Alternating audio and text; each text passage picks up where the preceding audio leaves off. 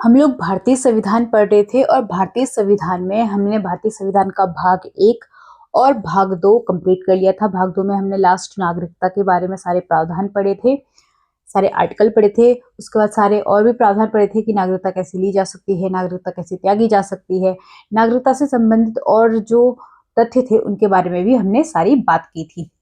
आज से हम शुरू करने वाले हैं मूल अधिकार यानी कि भारतीय संविधान का भाग 3। मूल अधिकार चूंकि भारतीय संविधान के भाग 3 में है और ये जो है अनुच्छेद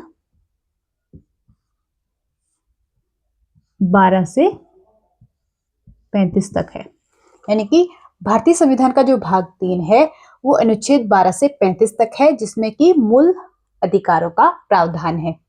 भारतीय संविधान के भाग 3 को मैग्ना कार्टा भी कहा जाता है। भाग 3 को भारतीय संविधान का मैग्ना कार्टा भी कहा जाता है। तो भाग 3 को भारतीय संविधान का मैग्ना कार्टा क्यों कहा जाता है, भाग 3 क्यों इंपॉर्टेंट है, इन सब चीजों के बारे में आज हम बात करेंगे। तो शुरुआत करते हैं भारतीय संविधान के भाग 3 से, जिसमें है मूल अधिकार। सबसे पहले तो हम बात करेंगे कि मूल अधिकार जो है, इसमें जो एक तो होता है अधिकार।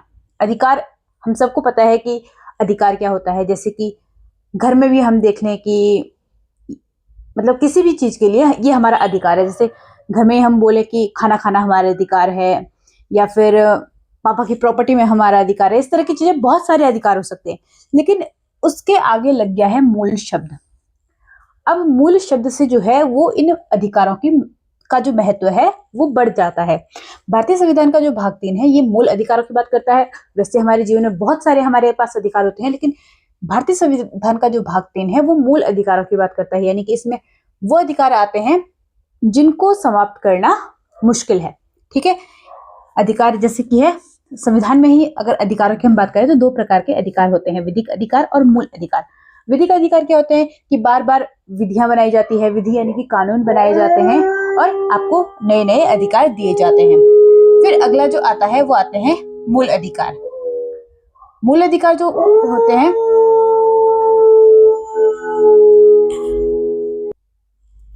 थोड़ा कुत्ता यहाँ पे भौंक रहा था तो उसको कहीं दोबारा ना भौंक जाए। हाँ, तो हमने क्या बात की थी, एक होते हैं विधिक अधिकार जो कि आपको बार बार जो है वो सरकार विधियां बनाती है, राज्य विधियां बनाता है, यानी कि कानून बनाता है। दूसरे होते हैं मूल अधिकार, यानी कि वो अधिकार जो आपको मतलब जो समाप्त करने मुश्किल होते हैं, यानी कि सरकार भी जो है तब तक उनको समाप्त नहीं कर सकती जब तक कि वो किसी और के अधिकारों को नुकसान ना पहुंचा रहे हो या फिर बहुत जरूरी ना हो। तो ऐसा भी नहीं है कि मूल अधिकारों को समाप्त नहीं ही किया जा सकता। इसका एक उदाहरण हम सबसे पहले देखेंगे। जब भारत का संविधान बना था तब हमारे पास जो है वो मूल अधिकार थे टोटल 7। वर्तमान में हमारे पास है मूल अधिकार 6। तो एक जो संविधान संशोधन किया गया, 44वें नंबर का संविधान संशोधन किया गया 1978 में, उसके द्वारा संपत्ति का अधिकार जो है वो मूल अधिकारों से हटाकर इसको बना दिया गया विधिक अधिकार। ठीक है, अभी जो संपत्ति का अधिकार है ये मूल अधिकार नहीं है, ये एक विधिक अधिकार है। पहले ये मूल अधिकार था जो कि अनुच्छेद 19 के 1 में और अनुच्छेद 31 में आता था। यानी कि मूल अधिकारों को समाप्त किया जा सकता है, संविधान संशोधन के द्वारा इसको हटाया जा सकता है, या फिर और जो है उसमें मूल अधिकार जोड़े जा सकते हैं संविधान संशोधन के द्वारा, लेकिन ये एक जटिल प्रक्रिया है। ठीक है, अब हम बात करेंगे कि मूल अधिकार किसके लिए होते हैं। क्या मूल अधिकार राज्य के लिए होते हैं? नहीं, मूल अधिकार राज्य के लिए नहीं होते, बल्कि राज्य के खिलाफ व्यक्ति के लिए होते हैं। मूल अधिकार जो है वो व्यक्ति के लिए होते हैं। हमने बात की कि संपत्ति का अधिकार हटाया गया। संपत्ति का अधिकार जो है वो मूल अधिकारों से हटाकर विधिक अधिकार बनाया गया। जैसे कि हमने यहाँ पर भी बात की थी कि अधिकार 2 प्रकार के होते हैं, मूल अधिकार और विधिक अधिकार। संपत्ति का अधिकार हटाया गया, मूल अधिकारों से हटाया गया, लेकिन ऐसा नहीं है कि हमारे पास बिल्कुल संपत्ति का अधिकार नहीं है, हम संपत्ति नहीं रख सकते हैं। हम संपत्ति रख सकते हैं, लेकिन अब जो है ये संपत्ति का जो अधिकार है वो मूल अधिकार नहीं है, ये अब एक विधिक अधिकार है। बाकी जो है, बाकी एक ऐसी स्थिति है जब मूल अधिकारों को समाप्त किया जा सकता है। जैसे कि ये तो ये है कि एक अधिकार हटाया गया बाकी है, लेकिन एक ऐसी स्थिति होती है जबकि मूल अधिकारों को हटाया जा सकता है, और वो स्थिति होती है आपातकाल। ठीक है, अगर देश में आपातकाल लागू हो जाता है तो मूल अधिकारों को हटाया जा सकता है। आपातकाल की अगर हम बात करें तो भारतीय संविधान में जो आपातकाल है वो अनुच्छेद 352, 356 और 360 में उल्लेखित है।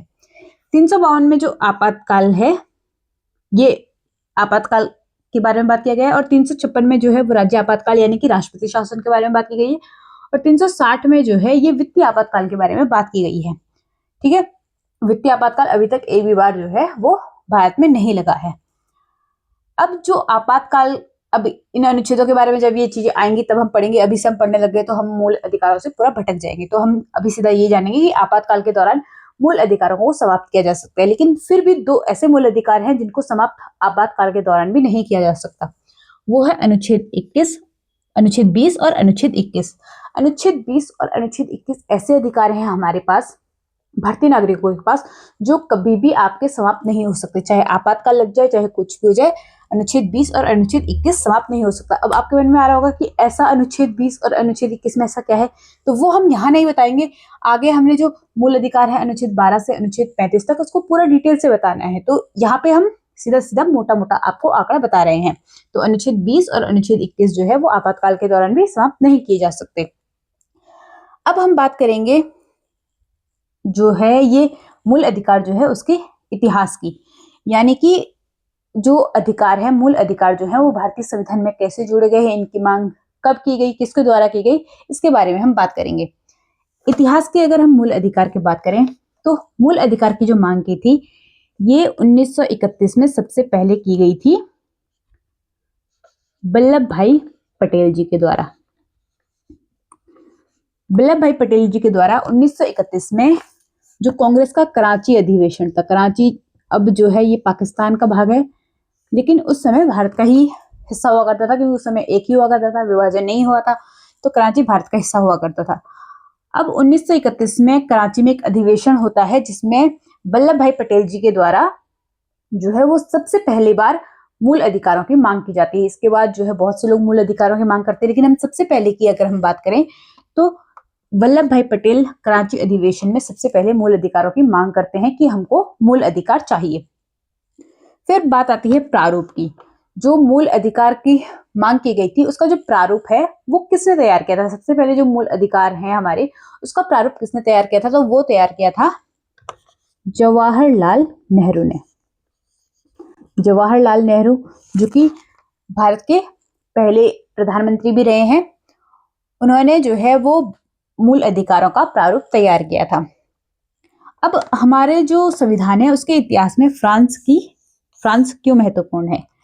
फ्रांस की अगर हम बात करें, जैसे कि जब मैंने ये वीडियो शुरू की थी तो मैंने आपसे बात कही थी कि जो मूल अधिकार है भारतीय संविधान में, जो मूल अधिकार है भाग 3 में, भाग 3 को भारतीय संविधान का मैग्ना कार्टा कहा जाता है। तो मैग्ना कार्टा क्या है?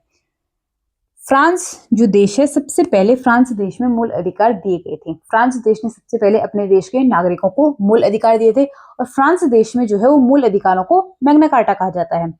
इसीलिए भारतीय संविधान के भाग 3 को भी जो है वो भारतीय संविधान का मैग्ना कार्टा कहा जाने लगा, यानी कि मूल अधिकार। फ्रांसीसी में जो है वो मैग्ना कार्टा यानी कि मूल अधिकार है। तो सबसे पहले जो अपने नागरिकों को अधिकार दिए थे, मूल अधिकार, वो दिए थे फ्रांस देश ने। अब अमेरिका का क्या महत्व है भारतीय संविधान के मूल अधिकारों में? सबसे पहले भले ही दुनिया में जो है वो फ्रांस ने अपने देश के नागरिकों को मूल अधिकार दिए हो, लेकिन भारत ने जो है वो अपने देश में मूल अधिकार कौन से देश के संविधान से ग्रहण किए हैं? जैसे कि मैंने आपको पहले भी बताया कि जो भारत का संविधान है ये बहुत देशों के संविधानों से इसमें चीजें ली गई हैं, बहुत देशों के संविधानों से इसमें अच्छी अच्छी चीजें ली गई हैं। तो ऐसे ही जो मूल अधिकारों का जो प्रावधान है ये भारतीय संविधान में अमेरिका के संविधान से लिया गया है। ठीक है, अमेरिका के संविधान से हमने मूल अधिकार ग्रहण किए हैं।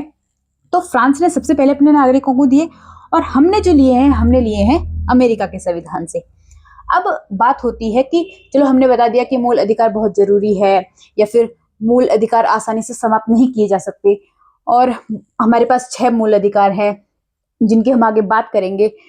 लेकिन अगर कोई इन मूल अधिकारों का हनन कर देता है, कोई व्यक्ति कर देता है, कोई राज्य कर देता है, तो हम क्या करेंगे? हमारे पास ऐसा क्या अधिकार है जो ये मूल अधिकारों का अगर कोई हनन करता है तो कोई स्पेशल अधिकार है? जैसे कि कोई हमारे दूसरे अधिकारों का भी हनन करता है तो अधिकार तो हमारे पास हर चीज के लिए, कोर्ट में हम हर चीज के लिए जा सकते हैं, हमारे किसी भी अधिकार का हनन होता है हम कोर्ट में जा सकते हैं, लेकिन मूल अधिकारों में ऐसी क्या विशेषता है जिसे विशेष बनाती है, तो वो है अनुच्छेद 32।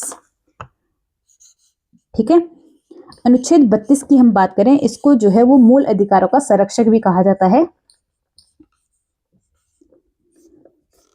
अनुच्छेद 32 को कहा जाता है मूल अधिकारों का संरक्षक। और अनुच्छेद 32 यानी कि अगर मूल अधिकारों का हनन किया जाता है, कोई व्यक्ति, कोई राज्य यदि आपके मूल अधिकारों का हनन करता है, जो आपको 6 मूल अधिकार राज्य के द्वारा दिए गए हैं, संविधान के द्वारा दिए गए हैं, अगर कोई व्यक्ति या कोई राज्य मतलब या सरकार उसका हनन करती है, तो वो व्यक्ति सीधा जो है वो अनुच्छेद 32 के तहत कहाँ जा सकता है, सुप्रीम कोर्ट जा सकता है। मतलब आपको ये नहीं है कि आपको जिला न्यायालय जाना पड़ेगा या कहीं और जाना पड़ेगा, आप सीधा डायरेक्ट जो है वो सुप्रीम कोर्ट जा सकते हो। और अनुच्छेद, इसी में क्या होता है, अनुच्छेद जो आप हाईकोर्ट भी जा सकते हो, वो 226 के तहत जा सकते हो।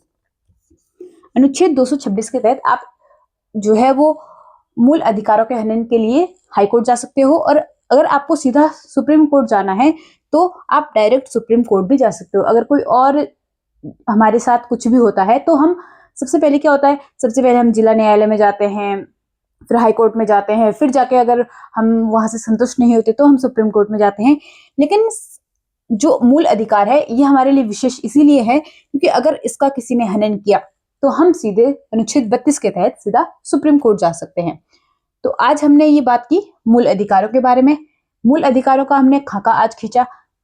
टोटल जो मूल अधिकार हैं वो 6 मूल अधिकार हैं, जो कि अनुच्छेद 12 से अनुच्छेद जो है वो 35 में स्थित है। तो अनुच्छेद 12 से अनुच्छेद 35 के बारे में हम आगे बात करेंगे। जो हमारा समानता का अधिकार है, स्वतंत्रता का अधिकार है, शोषण के विरुद्ध अधिकार है, शैक्षिक अधिकार है या फिर धार्मिक अधिकार है, उनके बारे में हम आगे आपसे बात करेंगे। ठीक है, तो आज के लिए इतना ही।